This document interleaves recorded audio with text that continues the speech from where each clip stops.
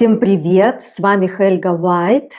Добро пожаловать на мой канал «Живем в Словении». Давно я планировала снять видео на тему медицины в Словении, но никак не могла подступиться к этой теме, потому что эта тема очень большая, обширная. Она включает в себя несколько уровней.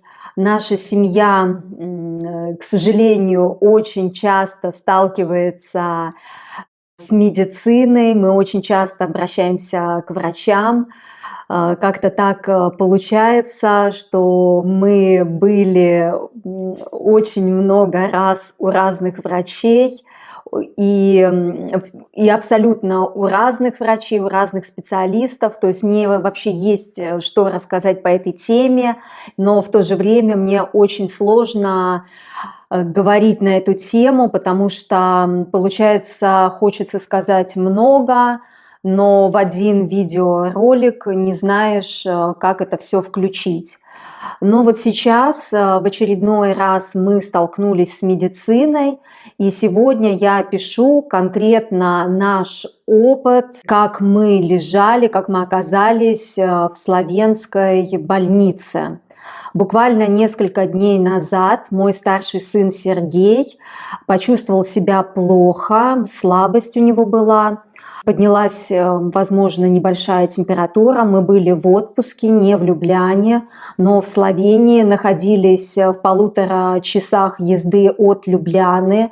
Ему стало плохо, и его начало рвать. Мы, конечно же, решили сразу же возвращаться в Любляну, потому что здесь нам все известно. Мы знаем, куда бежать, к кому обращаться. Поэтому мы приняли решение вернуться в Любляну и вообще вернуться домой, потому что мы подумали, что, возможно, дома ему станет легче. Но, к сожалению, приехав домой, легче ему не стало. Его рвало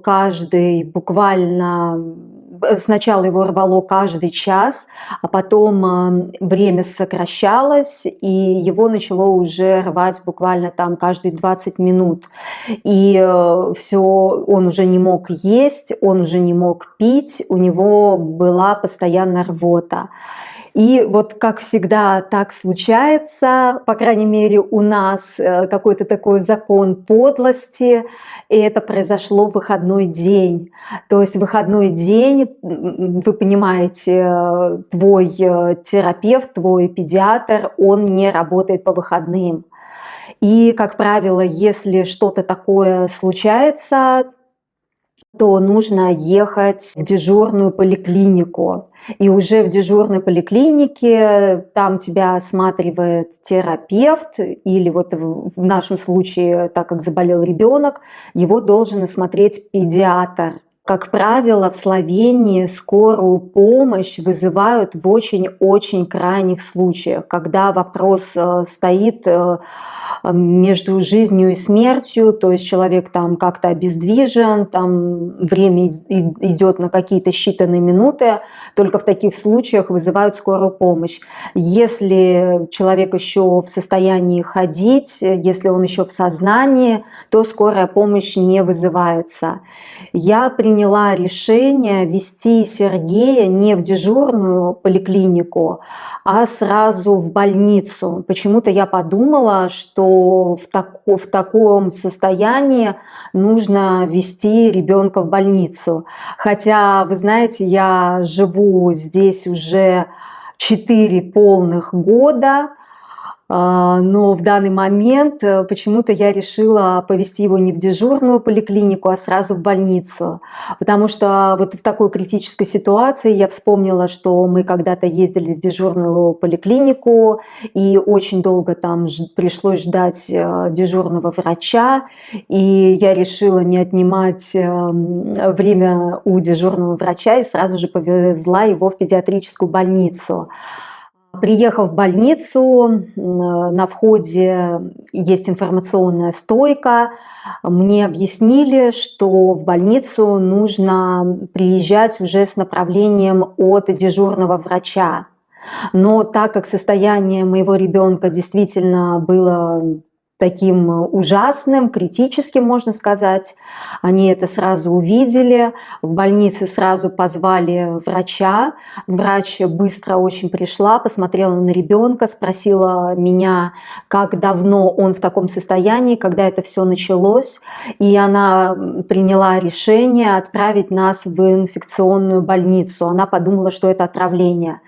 Я сказала врачу, что я сделала дома быстрый тест на коронавирус, он был отрицательным, и что моему ребенку стало плохо именно после завтрака. Врач в педиатрической клинике подумала, что у нас отравление, и сразу же позвонила в инфекционную больницу и договорилась, что нас там примут. Благо, инфекционная больница была просто очень близко, буквально перейти дорогу. Мы с Сергеем перешли эту дорогу, нас уже, можно сказать, там ждали. Сергей уже начал рвать прямо при входе в больницу.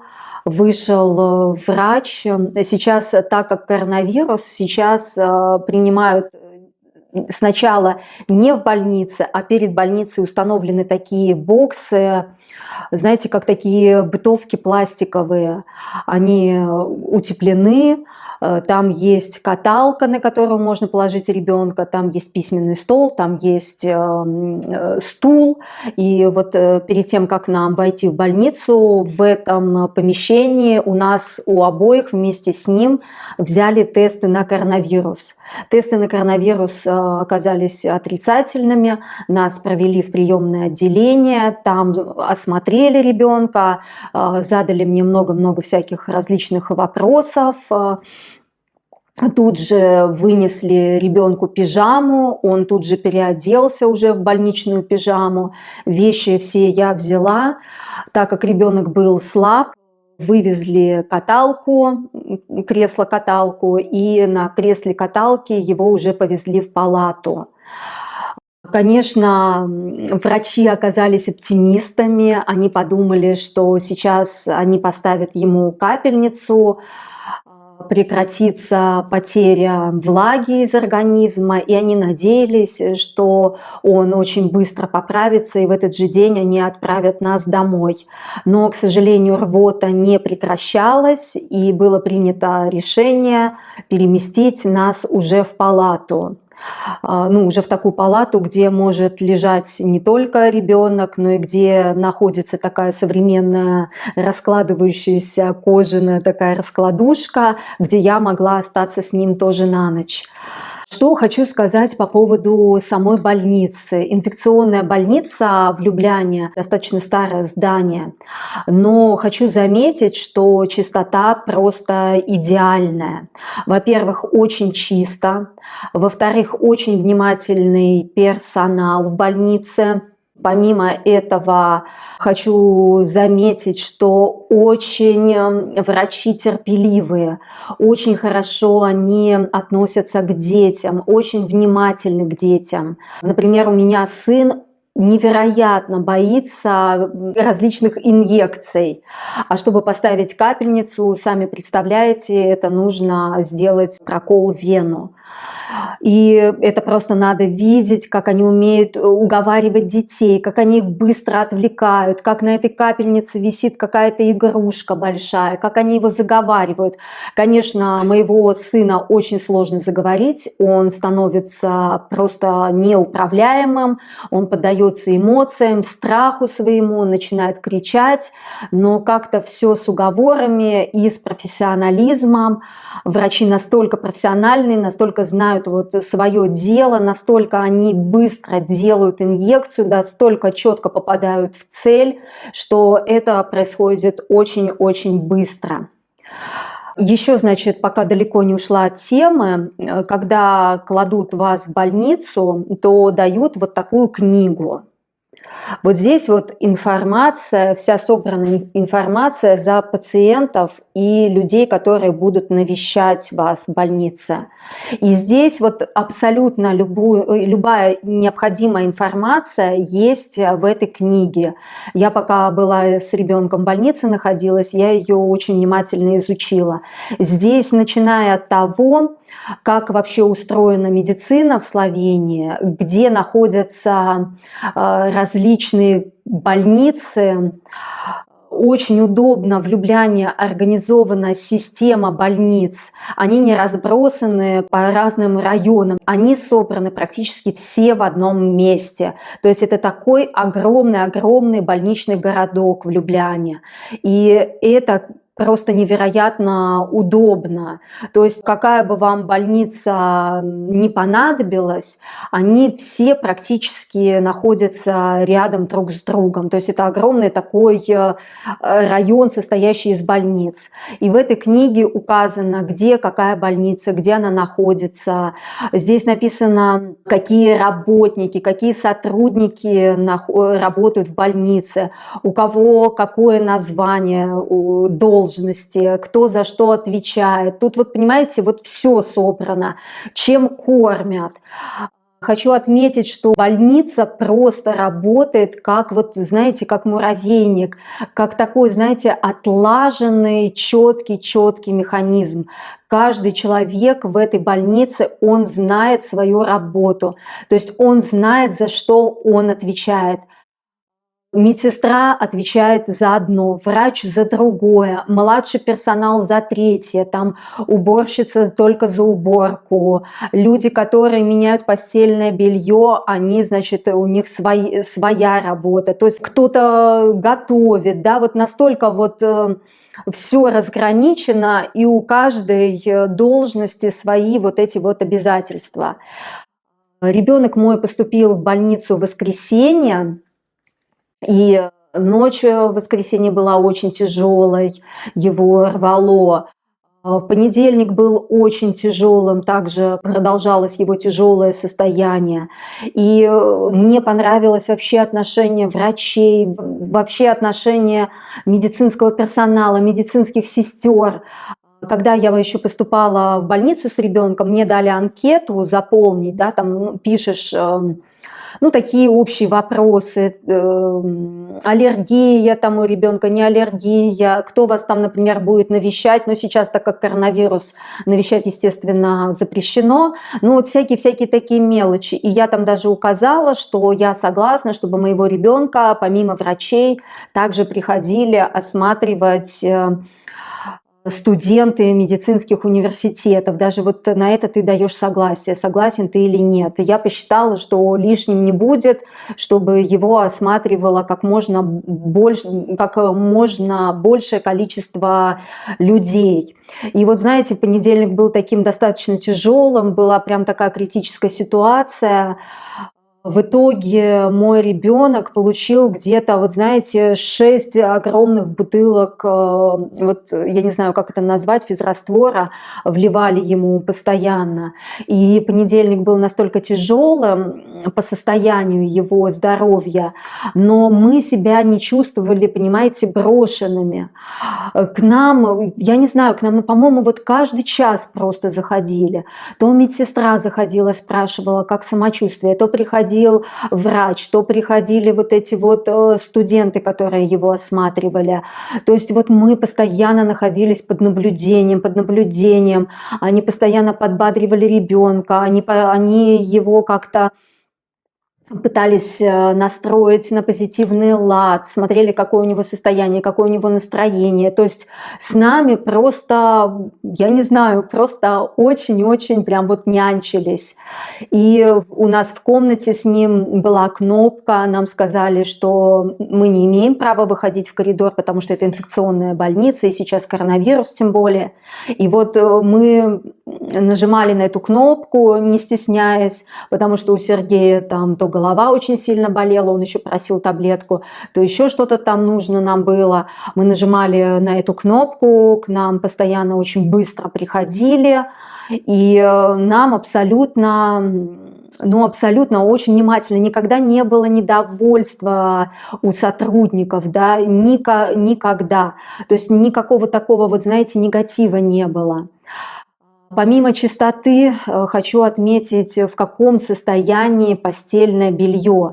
Я сейчас не хочу сравнивать с Россией, потому что наверняка в России сейчас тоже абсолютно разные больницы, и В разных городах и в разных больницах наверняка дела, может быть, стоят по-разному.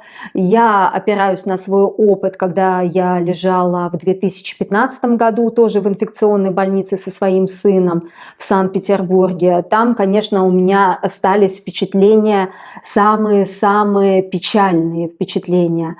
И я, опираясь на свой российский опыт, здесь я, конечно, была очень приятно удивлена, насколько хорошего качества белье. Просто такое, знаете, накрахмаленное, как будто оно просто новое. Меняли белье нам, вот мы в воскресенье поступили, и уже во вторник рано утром, в 5 утра нам там, или, ну, может быть, не в 5, в 7 утра пришли, заменили на новое. То есть вообще как бы настолько такое хорошее отношение, насколько там вкусно кормили, насколько вкусная еда, такое свежее мясо, которое тает во рту, какие-то тефтели мягкие, рассыпчатые, там картофельное пюре такое нежное. Я добавляла фотографии в Инстаграм и добавлю здесь, вот пока сейчас вам рассказываю, тоже, наверное, будут появляться картинки. Все очень вкусное, очень свежее. Во всех палатах присутствуют телевизоры. Во всех палатах сейчас находится один родитель, один ребенок. Наверняка это связано с коронавирусной также сейчас обстановкой, что детей сейчас в палатах не смешивают. Каждый ребенок, он лежит со своим родителем отдельно. Кормят 3 раза в день. Я уже сказала, что очень вкусно кормят. Также дают фрукты различные, были груши, были яблоки, дают различные йогурты. Из напитков это либо какао, либо молоко. Что там еще давали попить? И чай. Постоянно у вас стоит в графине такой, знаете, чай типа каркаде, да, какого-то такого вот немножко кисло-сладкого чая. Ну, он такой с сахаром достаточно. То есть ребенок может выбирать, там воду попить, может быть, он захочет, или, допустим, он захочет попить чай. Что еще хочу сказать? Да, постоянно, кстати, приходили, мерили температуру. Очень мне нравятся такие аппараты, да, которые меряют температуру детям. То есть медсестра заходит, вставляет в ухо ребенку вот этот аппарат, и буквально секунда, она уже знает, какая у него температура. То есть не надо вот это вот ребенку мучиться, вот это все держать под мышкой, какой-то градусник, вот этого всего нету, как минимум стресса. Телевизор тоже, кстати, очень удобно, то, что есть в палате, чтобы вот, например, ребенку стало чуть-чуть полегче, и чтобы он не чувствовал себя таким, знаете, как бы, ну, что он в больнице находится. Телевизор создает такой все-таки фон, хоть у нас дома и нет телевизора, но хочу сказать, что телевизор, он действительно как-то фоном отвлекает тебя вот от этих каких-то грустных мыслей. И вот мы там в спорт смотрели, Олимпиаду смотрели, когда ему уже стало чуть полегче. Конечно, были моменты, когда мы были вообще совсем в отчаянии, его постоянно рвало, врачи разводили руками, потому что все анализы, в принципе, были хорошими. И тест на коронавирус тоже был отрицательным. И они не понимали, что это за болезнь, нету никакого отравления. Даже взяли анализ на грипп, тоже оказался, кстати, отрицательным. В итоге так и не поняли до конца, что это за вирус был. Поняли, что это вирус. Просто по состоянию, как протекает болезнь, что сначала была рвота, потом через какое-то время уже рвота прекратилась, начался жидкий стул. Но еще здесь, знаете, какой момент интересный я отметила для себя? Такие моменты, которые отличаются от медицины в России. Может быть, сейчас в России тоже так стало, кстати, напишите в комментариях, как сейчас в ваших странах. Ну, не только в России, я знаю, что меня смотрят также в Украине, в Беларуси, в Казахстане, в Узбекистане. Напишите, пожалуйста, как вот обстоят дела в вашей стране. Вот в России, например, за ребенком, насколько я помню, закрепляется один врач, который ведет ребенка. Ну, конечно, присутствует дежурный врач, но вообще ведет ребенка один врач. В Словении, наверное, во всей Европе так, за ребенком не закрепляется какой-то определенный врач. Его приняли, занесли все данные в компьютер. И, например, следующая смена в компьютере видит, какие поступили новые пациенты и какие у него проблемы, какие у него анализы. И то есть дальше его вот так вот посменно передают разным другим врачам. Мне показалось это удобным. То есть тут получается, может быть, один врач что-то не заметил, а другой в силу опыта, в силу там другого взгляда может что-то увидеть. Вот это мне бы показалось интересным. Еще я заметила такое отличие, что когда ребенок лежит на капельнице, ну, видимо, и не только ребенок, разрешается есть. То есть, если ты хочешь есть, то, несмотря на то, что у тебя стоит капельница, ты можешь спокойно встать и поесть или попить. Но вот насколько я помню, даже сама, когда лежала в Санкт-Петербурге в больнице, мне ставили капельницу, я помню, что никогда не разрешалось ни есть, ни пить, что ты должен вот терпеливо лежать, ждать, когда капельница закончится, и только дадут тебе поесть, попить. Вот такое вот интересное отличие. Вид из нашей палаты был просто, конечно, необыкновенный. Это был солнечный день, небольшие красивые такие домики с красными крышами, Альпы. И, конечно, такой вдохновляющий вид. Хочется, конечно, жить, хочется, конечно, выздоравливать. Но это больше вдохновляло меня. Сергей это, конечно, не вдохновляло, потому что он уже живет в этой красоте каждый день. Он не помнит, как он жил, практически не помнит, как он жил в мегаполисе в России. Он растет в Словении, и он живет в этой красоте каждый день, и поэтому он это воспринимает, знаете, просто как должное. Еще интересный момент. Во всех больницах Любляны бесплатный интернет, абсолютно. Это я прочитала в этой книжке, была очень удивлена, попробовала. Да, действительно работает, очень быстрый, хороший интернет. Еще, кстати, прочитала в этой книге и слышала от своих знакомых, которые лежали с маленькими детьми в больнице, что дети до 6 лет могут лежать с родителями бесплатно в больнице, а моему ребенку уже 9 лет.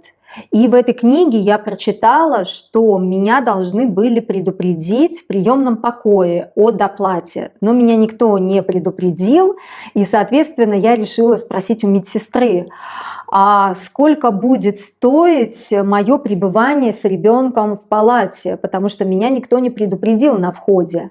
На что медсестра мне сказала, что в этой книге здесь еще напечатаны старые правила, но сейчас закон изменился, и сейчас дети до 15 лет пребывают со своими родителями в одной палате, ну, с одним из родителей в своей палате абсолютно бесплатно. То есть по страховке. У меня есть страховка, у ребенка у моего тоже есть страховка, и я абсолютно бесплатно находилась со своим ребенком в палате. То есть это очень, конечно, удобно, и это снимает много стрессов с ребенка и с родителей тоже. Ну и даже самого медицинского персонала тоже снимает много стресса, потому что, например, мой ребенок очень плохо себя чувствовал, я ночевала, спала с ним рядом, и я, можно сказать, там оказывала ему там первую помощь, там то, что он хотел там подать, проследить, там сделать какой-то массаж, как-то вот психологически помочь. Просто я не представляю, как бы ребенок в 9 лет мог лежать в таком тяжелом состоянии, например, без родителя. И я считаю, что это очень правильный закон, который облегчает жизнь просто всем. Значит, что еще интересно, отличительный момент от медицины в России. Здесь выписывают как можно быстрее домой. То есть вот он уже на 3-й день пошел на поправку, они в течение дня наблюдали, видели, что он идет на поправку, и как только ребенку становится лучше, сразу же выписывают, независимо какое время дня. независимо от дня недели. Нас выписали в праздник. Это был культурный день Словении, культурный дан. 8 число, 8 февраля. И нас, несмотря на, несмотря на то, что праздник, несмотря на вот этот момент, нет никакой бюрократии, понимаете? То есть врач сказал: я вас тогда выписываю, вы готовы домой поехать? Мы: да, готовы, будете уже восстанавливаться дома. Его уже не рвет, жидкого стула уже нету, в принципе, уже можно ехать домой. Поедете? Да, поедем. Готовы, чтобы за вами заехали 6:30 вечера? Смогут за вами заехать? Да, смогут. Ну хорошо, тогда вот готовьтесь к 6:30 вечера я вас выпишу. То есть вообще никаких, знаете, проблем. То есть не надо ждать понедельника, не надо ждать там своего врача, да. То есть все, этот врач принимает решение и говорит, что все, я вас выписываю. Кстати, очень удобно. Быстро освобождается место для нового пациента, и в то же время ребенок уже может поехать в родные стены своего дома и уже в кругу своей семьи дальше восстанавливаться. Я считаю, что это очень правильно. Написала конспект, чтобы вот ничего не забыть. А то, как, знаете, как обычно получится, вроде все снял, а потом раз и что-то важное забыл. Надеюсь, что в этот раз я ничего не забыла. Когда выписывают ребенка, естественно, дают вот 2 огромных листа, пишут, что, как, почему, с какими жалобами он поступил, какие были анализы, все здесь пишут. Но в итоге нам так диагноз и не поставили. То есть вот что-то такое, какой-то, видимо, случился вирус, но какой, ничего не написали. Ну и такую каплю дегтя в бочку с медом добавлю. Единственное, что мне не понравилось, это то, что между палатами вместо стен было, знаете, такое оргстекло. Это мешает спать. Естественно, слышимость очень большая. Вокруг за этим оргстеклом другие дети находятся. С одной стороны у нас был грудной ребенок, с другой стороны у нас был 3-летний ребенок. Дети, конечно же, капризничают, плачут. И получается это... Ну, даже крики, они, может быть, нам не так мешали, как мешал больше моему ребенку мешал свет, потому что ему было очень плохо, он был без сил, ему хотелось спать, и получается за оргстеклом из соседней палаты очень сильно бил свет ему в глаза. То есть ему уже хотелось покоя, а в соседней палате, например, ребенок уже шел на поправку, и он уже достаточно активно себя вел. И, естественно, спать ему еще было рано, и вот этот вот свет, он как бы нам мешал.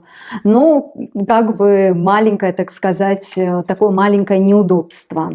Ну и напоследок скажу, что когда уже ребенку стало легче, то врач к нам пришел, он пришел с утра рано утром, потом в обед пришел, и вот вечером, когда нас выписывал. То есть если у ребенка получается не такое уже критическое состояние, то получается, что врач приходит 3 раза на день.